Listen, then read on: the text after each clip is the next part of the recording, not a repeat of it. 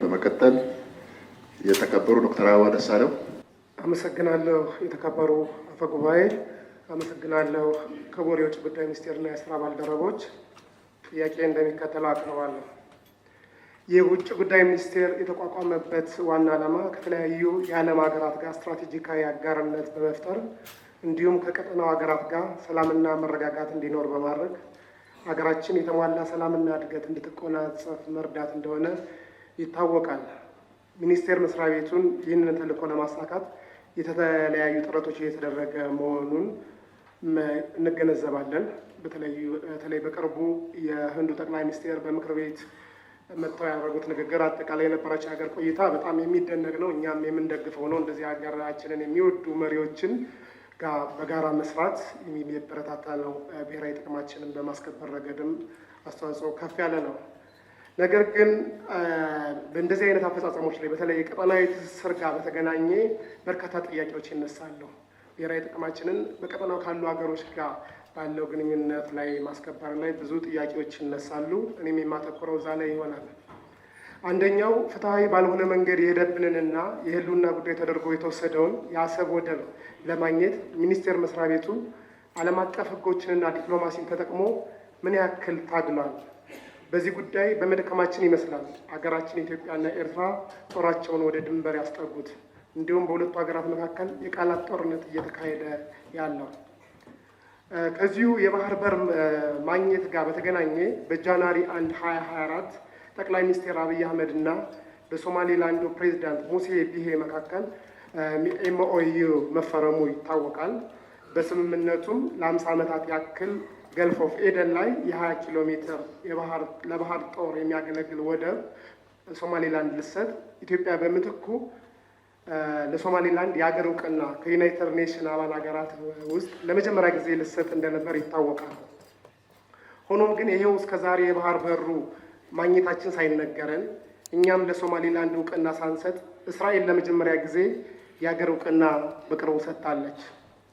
ከዚህ ጋር በተገናኘ ኢትዮጵያ ሁለተኛው ሀገር ትሆን ለሶማሌላንድ እውቅና በመስጠት እና እንዲሁም የወደብ አክሰስ በማግኘት ረገድ።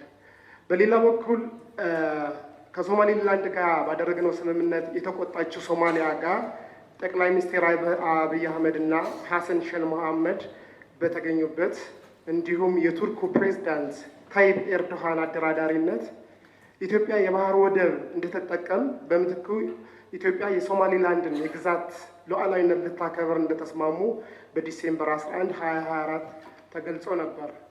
በ4 ወራት ጊዜ ውስጥም ማለትም እስከ ፌብራሪ 2025 ቴክኒካዊ ድርድሮች እንደሚጠናቀቁ ተነግሮን ነበር። ነገር ግን ከሶማሊያ ጋር ያለን ስምምነትም ሆነ ከሶማሌላንድ ጋር ያለን ውል አንዳቸውንም በእጃችን ሳናስገባ ሌሎች ሀገሮች ጋር ስምምነት ማድረግ ቀጥለዋል። የደህንነታችን ዋና ስጋት የሆነችው ግብጽ ከሶማሊያ ጋር በኦገስት 2024 ወታደራዊ ስምምነት ማድረጓ ይታወቃል። በቅርቡ ደግሞ ከጅቡቲ ጋር የወደብ ስምምነት ማድረጓ እየተነገረ ነው። ዲሴምበር 27 25 ግብጽ ከኤርትራ ጋር ኦክቶበር መጨረሻ ላይ የባህር ኃይል በተመለከተ ኢሳያስ አፈወርቂ ካይሮ በሄዱበት ወቅት ስምምነት መጨረሳቸውንም በተለያዩ ሚዲያዎች እየተነገረ ነው። እኛስ ከአንዳቸውም ሀገራት ጋር የተጨበጠ ወደብ ሳናገኝ በሚዲያ ብቻ እያወራን የበይ ተመልካች ሆነን የምንኖረው እስከ መቼ ነው? ሌላው የሀገራችን ዳር ድንበርም ሆነ የሀገራችን ዳር ድንበር በጎረቤት ሀገሮች የመደፈር አደጋ እየገጠመው እንደሆነ እርስዎም የገለጡበት መድረክ አለ። በአዲስ አበባ ዩኒቨርሲቲ በተገኙበት ወቅት በኤርትራ የተወረረ መሬት እንዳለን ይታወቃል። እንዲሁም በሱዳን ድንበር ላይም የተወረረ መሬት አለን እና የሀገር ድንበራችንን ለማስጠበቅ የዓለም አቀፍ ሕጎችንና ዲፕሎማሲን ተጠቅሞ ሚኒስቴር መስሪያ ቤቱ ምን እየሰራ ነው?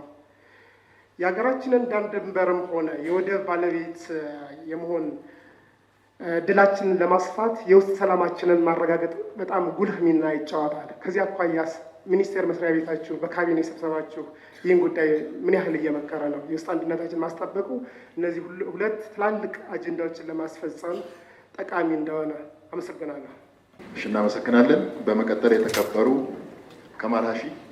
አመሰግናለሁ። የተከበሩ ዋና አፈ ጉባኤ፣ አመሰግናለሁ። ክቡር የውጭ ጉዳይ ሚኒስትር፣ ሀገራችን ኢትዮጵያ የባህር በር ፍላጎቷን በዘይላ እና ሉዋህያ ወደቦች በኩል ለማሳካት ከሶማሊላንድ ጋር የመግባቢያ ሰነድ መፈራረሟ የሚታወስ ነው።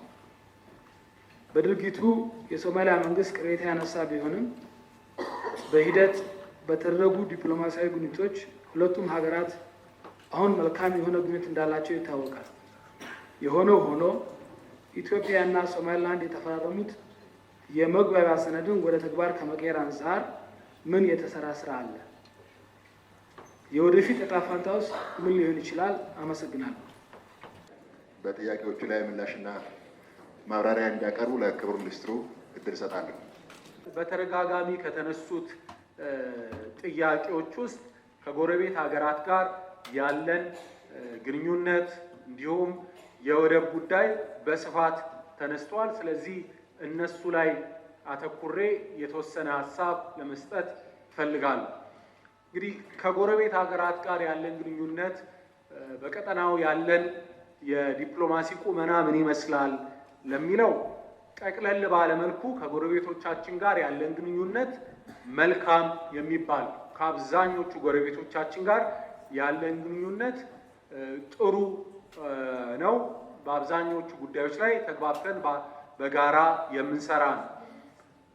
ይህ እንደተጠበቀ ሆኖ በቀጠናችን ያሉ ግጭቶች፣ በአንዳንድ ሀገራት ውስጥ ያሉ የእርስ በርስ ግጭቶች በቀጠናው ሰላምና መረጋጋት ላይ በአጠቃላይ ከኛ ጋር ብቻ ሳይሆን እርስ በርስ በቀጠናው ያሉ ሀገራት ያላቸው ግንኙነት ላይ የሚያጠላው ጥላ አለ። ከግጭቶቹ በተጨማሪ ደግሞ ጥላ የሚያጠላው ሌላ ጉዳይ ምንድን ነው? ቀጠናችን ከጊዜ ወደ ጊዜ የብዙ ሀያላን ሀገራት ትላልቅ ሀያላን ሀገራትን በመካከለኛ ረድፍ የሚሰለፉም አይናቸውን የጣሉበት የራሳቸውን ጥቅም ለማስከበር የሚሻኮቱበት ቀጠና ነው። ስለዚህ ከዚህ የተነሳም ቀጠናው ላይ የሚመጣ ጫናና ተጽዕኖ አለ። እነዚህ ጫናዎች፣ ተጽዕኖች እንደተጠበቁ ሆነው ከጎረቤቶቻችን ጋር ያለን ግንኙነት ከአብዛኞቹ ጋር ጥሩ የሚባል ግንኙነት ነው ማለት ፈልጋለሁ። ይህንን በመሰረተ ልማት ለማስተሳሰር ለማጠናከር ደግሞ የተጀመሩ ስራዎች ይቀጥላሉ። በተለይ በኤሌክትሪክ፣ በመንገድ፣ በባቡር የሚደረጉ ትስስሮች በዘላቂነት ቀጠናዊ ትስስርን ስር እንዲሰድ ለማድረግ የጋራ ተጠቃሚነትን ከፍ ለማድረግ የሚያግዙ ስለሆነ በዚህ ረገድ የተጀመሩ ጥረቶችን የምንቀጥልባቸው ይሆናሉ። እኔ ከጎረቤቶቻችን ጋር ያለንን ግንኙነት ምን ይመስላል የሚለውን ለማየት የህዳሴ ግድብ ምረቃ ጥሩ ማሳያ ይሆናል ብዬ አስባለሁ። እኛ በዋነኝነት ያንን ምረቃ እንዲታደሙ የፈለግነውና የጠራነው ጎረቤቶቻችንን፣ ምክንያቱም ይሄ ግድብ ተመርቆ ወደ ስራ ሲገባ የሚጠቅመው ኢትዮጵያን ብቻ ሳይሆን የቀጠናውን ሀገራት ነው። የኛ ሀብት ብቻ ሳይሆን የሁላችንም የጋራችን ቅርስ ነው ብለን ስለምናስብ እና እኛ ወደዚህ እውነት እንዲታደሙ ስንጠራቸው ፋይዳው ከአንድ ኩነትነት ያለፈ እንደሆነ ሁላችንም እንረዳለን።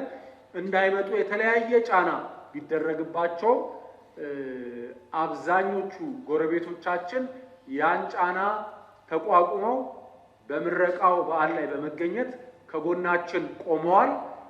በጎ የሆነ ቀና የሆነ መልእክት በማስተላለፍ የኢትዮጵያ ልማት የቀጠናው ልማት እንደሆነ፣ የኢትዮጵያ ከፍታ ለቀጠናው ሀገራቱ እንዳለ ተስፋ እንደሆነ የሚያመላክት መልእክት አስተላልፈዋል። ስለዚህ በአጠቃላይ ግንኙነቱ በጎ የሚባል ነው።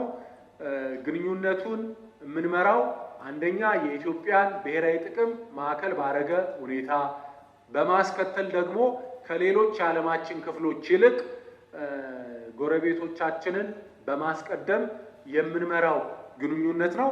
ከዚህ አኳያ አልፎ አልፎ የሚያጋጥሙ ነገሮች ቢኖሩም በንግግር በውይይት ተቀራርቦ በመመካከር ከአብዛኞቹ ጎረቤቶቻችን ጋር መልካም የሆነውን ጉርብትናችንን አጠናክረን እንቀጥላለን ብዬ ይህንን ለመግለጽ እፈልጋለሁ።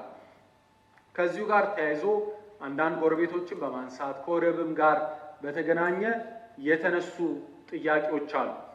እንግዲህ የወደብ እና የባህር በር ጉዳይ ኢትዮጵያ ከቀይ ባህር ጋር ያላት ግንኙነት ያላት ትስስር የስትራቴጂካዊ የሆነ የረዥም ጊዜ ጥቅማችንንና ትልማችንን ታሳቢ ያደረገ ነገር እንደሆነ ላሰምርበት እፈልጋለሁ። ለረዥም ጊዜ ለሶስት አስርት ዓመታት የነበርንበትን ሁኔታ ታውቃላችሁ። ወደዛ አይነት ሁኔታ ውስጥ እንድንገባ ደግሞ ለረዥም ጊዜ ታቅዶበት ታስቦበት የተሰራብንን ነገርም የምትገነዘቡት ነው። ስለዚህ ይሄንን ነገር ለመቀልበስ ይሄንን ነገር ለማስተካከል የረዥም ጊዜ እይታ ያስፈልጋል። የሩብ ዓመት ግብ ሳይሆን ይሄ ስትራቴጂክ የሆነ የሀገር ከትውልድ ትውልድ የሚሻገር የሀገር ግብ እና ዓላማ እንደሆነ ታሳቢ ማድረግ ይኖርብናል። ስለዚህ በዚህ እይታ የተጀመሩ ስራዎች ተጠናክረው ቀጥለዋል። የኢትዮጵያን አቋም የኢትዮጵያን ፍላጎት ለማስረዳት በተለያየ መድረኮች የኢትዮጵያ ዲፕሎማቶችም የኢትዮጵያ ከፍተኛ የስራ ኃላፊዎችም የውጭ ጉዳይ ሚኒስትር ብቻ ሳይሆን ሌሎችም የስራ ኃላፊዎች ክቡር ጠቅላይ ሚኒስትሩን ጨምሮ ያላሰለሰ ጥረት እያደረጉ የኢትዮጵያ አቋም ምንድን ነው፣ የኢትዮጵያ ፍላጎት ምንድን ነው የሚለውን ለዓለም ማስገንዘብ ችለናል።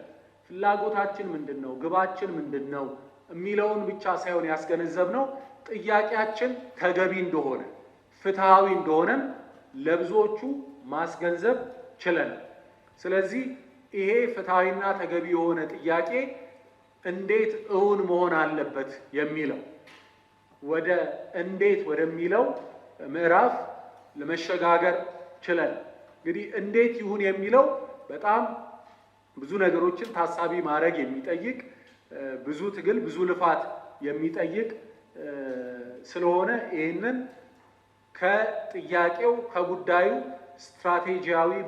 ስትራቴጂክ ባህሪ አኳያ ተገንዝበን እንድናየው አደራ ለማለት እፈልጋለሁ። እንግዲህ በስተሰሜን ያሉ ጎረቤቶቻችንን በተመለከተ አቋማችን ምንድን ነው? የእኛ ሀሳቤ ምንድን ነው? ነገሩ እንዴት መታየት አለበት የሚለውን ሰፊ ዲስኩር የቀረበበት በጽሁፍም አቋማችንን የገለጽንበት ስለሆነ ያንን አጣቅሼ ወደዛ እንደ አዲስ ገብቼ ብዙ ጊዜ አልፈጅም።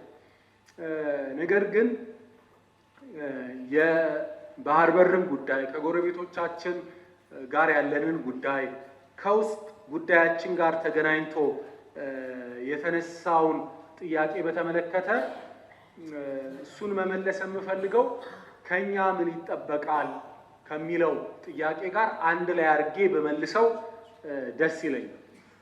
ይሄ የትውልድ ጥያቄ ነው።